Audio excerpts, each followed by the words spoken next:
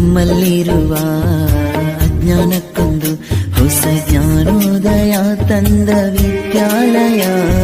ತಪ್ಪನ್ನು ತಿದ್ದಿ ಬುದ್ಧಿ ಹೇಳುತ್ತಾ ನಮ್ಮ ತಂದೆ ತಾಯಿಯಂತೆ ಕಾಣೋ ದೇವಾಲಯ.